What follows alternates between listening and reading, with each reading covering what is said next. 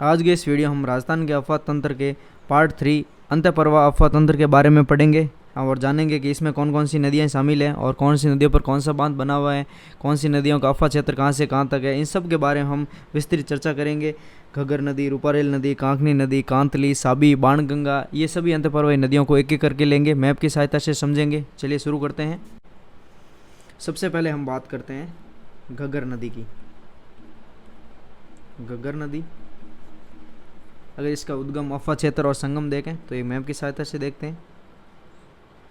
अगर घग्गर नदी के उद्गम की बात करें, उद्गम तो कालका पहाड़ी हिमाचल पर्वत से लगाकर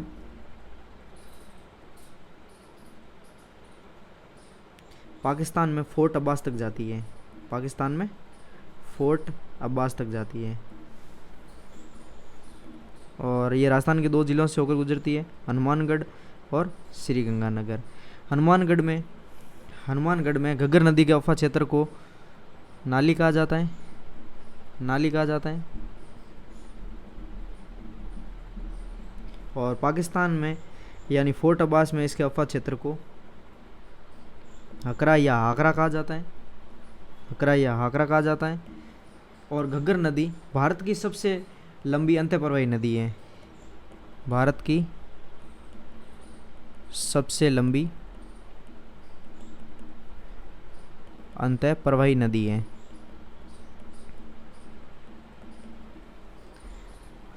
अब हम बात करते हैं एक एक करके इसका उद्गम कहाँ से होता है। तो इसका उद्गम है कालका पहाड़ी हिमाचल प्रदेश। अगर इसके अफवाह क्षेत्र की बात करें तो अफवाह क्षेत्र है इसका हनुमानगढ़ और श्री गंगानगर। सबसे महत्वपूर्ण, अब इनके उपनामों के बारे में बात करें कि घग्गर नदी के कौन कौन से उपनाम हैं। तो इसका प्राचीनतम नाम है सरस्वती। इसे मर्त नदी भी कहा जाता है, मर्त नदी। तीसरा, इसे नट नदी भी कहा जाता है, नट नदी। और चौथा, इसे द्रस्वंती नदी भी कहा जाता है। ये उपनाम कई बार बहुत सारे एग्जामों में पूछे गए हैं और आगे भी ये पूछे जा सकते हैं क्योंकि क्वेश्चंस एग्जाम में रिपीट होते हैं वापस। अगर इसके अफवाह क्षेत्र की बात करें, तो हनुमानगढ़ और श्री गंगानगर में इसके अफवाह क्षेत्र को नाली कहा जाता है। और नाली एक भेड़ की नस्ल भी है। और पाकिस्तान में घग्गर नदी के अफवाह क्षेत्र को हाकरा या हकरा कहा जाता है। आगे देखते हैं। अगर एग्जाम में क्वेश्चन पूछ ले कि हिमालय से आने वाली एकमात्र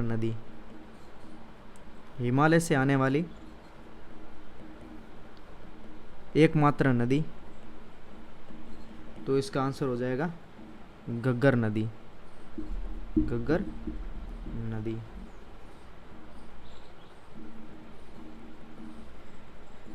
सरस्वती नदी का प्राचीनतम मार्ग खोजने हेतु 2 व्यक्तियों को नियुक्त किया गया था, जिसमें श्रीराम वाड्रे और हनुमंत राय शामिल थे। इनको सरस्वती नदी का प्राचीनतम मार्ग खोजने हेतु नियुक्त किया गया था।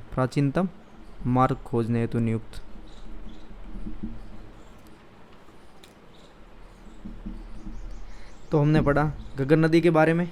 तो घग्गर नदी का उद्गम कहाँ से होता है, तो कालका पहाड़ी हिमाचल प्रदेश से। इसका अफवाह क्षेत्र की बात करें, हनुमानगढ़ और श्री गंगानगर।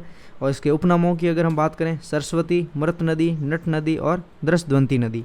और इसका अफवाह क्षेत्र श्री गंगानगर और हनुमानगढ़ में नाली कहा जाता है और नाली भेड़ की नस्ल भी है। और पाकिस्तान में इसके अफवाह क्षेत्र को हकरा या हाकरा कहा जाता है। और हमने बात की हिमालय से आने वाली राजस्थान में एकमात्र नदी कौन सी है, तो घग्गर नदी है। और श्रीराम वाड्रे और हनुमत राय को सरस्वती नदी के प्राचीनतम मार्ग खोजने हेतु नियुक्त किया गया था। आगे हम बात करते हैं, दूसरी अंतःप्रवाही नदी है कांतली नदी।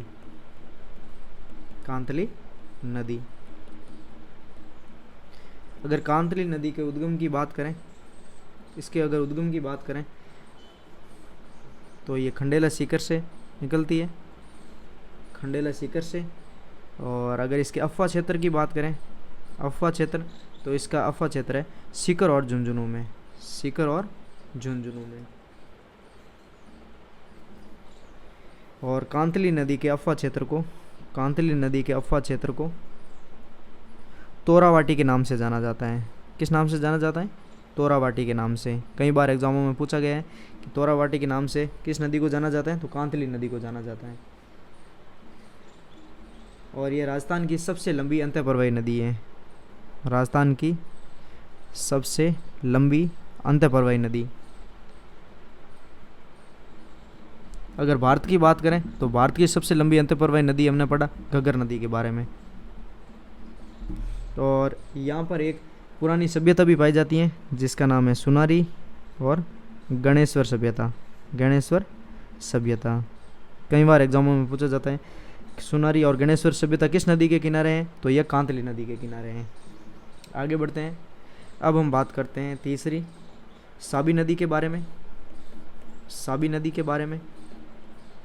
अगर साबी नदी के उद्गम की बात करें तो इसका उद्गम होता है सेवर की पहाड़ियाँ, सेवर की पहाड़ियाँ जयपुर से। और इसके अगर अफवाह क्षेत्र की बात करें, अफवाह क्षेत्र, तो इसका अफवाह क्षेत्र है जयपुर और अलवर।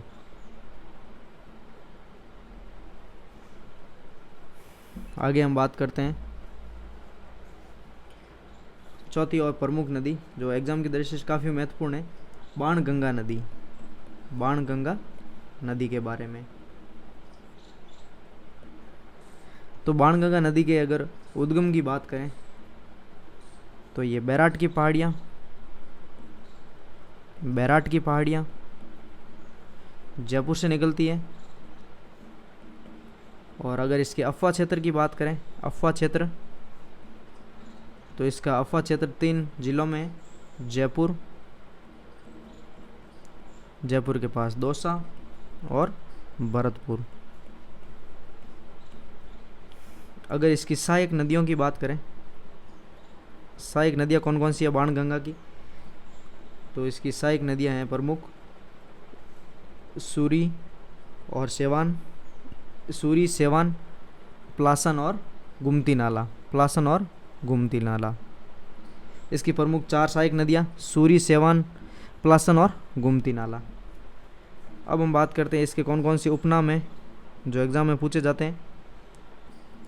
तो बाणगंगा नदी को अर्जुन की गंगा भी कहा जाता है, अर्जुन की गंगा। इसे ताला नदी भी कहा जाता है, ताला नदी। और सबसे महत्वपूर्ण इसको रुंडित नदी भी कहा जाता है, रुंडित नदी। ये कई बार एग्जामों में पूछा गया है कि रुंडित नदी का उदाहरण, तो बाणगंगा नदी। और एक अगर इस पर बांध परियोजना कौन कौन सी है, अगर बांध परियोजनाओं की अगर हम बात करें तो बाणगंगा पर कौन कौन सी बांध परियोजनाएं हैं, तो यहाँ पर 2 प्रमुख बांध बने हुए हैं। पहला है रामगढ़ बांध, रामगढ़ बांध जो जयपुर में स्थित है। और दूसरा बाणगंगा नदी पर अजान बांध बना हुआ है, अजान बांध बना हुआ है जो भरतपुर में स्थित है, भरतपुर में स्थित है। एग्जाम की दृष्टि से काफ़ी महत्वपूर्ण है, रामगढ़ बांध जयपुर में और अजान बांध भरतपुर में। अब हम बात करते हैं अगर अजान बांध के बारे में, तो ये भरतपुर में स्थित है। और ये जलापूर्ति की अगर बात करें तो ये जलापूर्ति देता है केवलादेव राष्ट्रीय उद्यान। जलापूर्ति किसको करता है? केवलादेव राष्ट्रीय उद्यान भरतपुर। आगे हम बात करते हैं रूपारेल नदी के बारे में, 5वीं रूपारेल नदी। अगर रूपारेल नदी की बात करें तो इसका उद्गम कहाँ से होता है, तो रूपारेल नदी का उद्गम होता है उदयनाथ की पहाड़ियों से, उदयनाथ की पहाड़ी। और उदयनाथ की पहाड़ियाँ स्थित है अलवर में। और अगर इसके अफवाह क्षेत्र की बात करें, अफवाह क्षेत्र, तो इसका अफवाह क्षेत्र है अलवर और भरतपुर, अलवर और भरतपुर। हम मैप से इसको आसानी से समझेंगे। ये अलवर हो गया, ये भरतपुर हो गया, अलवर, भरतपुर। और अलवर से निकलती हैं ये उदयनाथ की पहाड़ियों से, उदयनाथ पहाड़ी। और इसका प्रमुख अफवाह क्षेत्र है अलवर और भरतपुर। और भरतपुर में इस पर एक झील का निर्माण किया गया है, मोती झील, मोती झील। और मोती झील को भरतपुर की जीवन रेखा भी कहा जाता है, मोती झील को भरतपुर की जीवन रेखा, क्योंकि ये सिंचाई और पेयजल दोनों के लिए बहुत ही महत्वपूर्ण नदी है। और मोती झील और लोहागढ़ दुर्ग, और लोहागढ़ दुर्ग जो भरतपुर में स्थित है, ये एक चैनल के द्वारा जुड़े हुए हैं, एक चैनल के द्वारा। उस चैनल का नाम है सुजान गंगा नहर। उस चैनल का क्या नाम है? सुजान गंगा नहर। तो हमने देखा रूपारेल नदी के बारे में। इसका उद्गम की बात करें तो उदयनाथ की पहाड़ियाँ अलवर से होता है। इसका अफवाह क्षेत्र है अलवर और भरतपुर।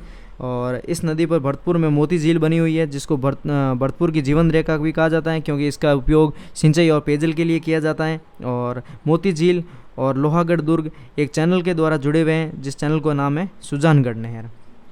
आगे हम बात करते हैं कांकनी या कांकने नदी। कांकनी या कांकने नदी, तो इसको हम समझते हैं, ये हमारा जैसलमेर वाला एरिया हो गया। कांकनी नदी मेनली जैसलमेर में, और जैसलमेर में भी कोटरी गांव। जैसलमेर में भी कौन सा गांव? कोटरी गांव। कोटरी गांव से निकलती है। और जैसलमेर में ये बुद्ध झील का निर्माण करती है। कई बार एग्जामों में पूछा जाता है बुद्ध झील का निर्माण कौन सी नदी द्वारा किया गया है, तो कांकनी या कांकनी नदी द्वारा किया गया है। और बुद्ध झील कहाँ स्थित है? जैसलमेर में स्थित मीठे पानी की झील, जैसलमेर में स्थित मीठे पानी की झील।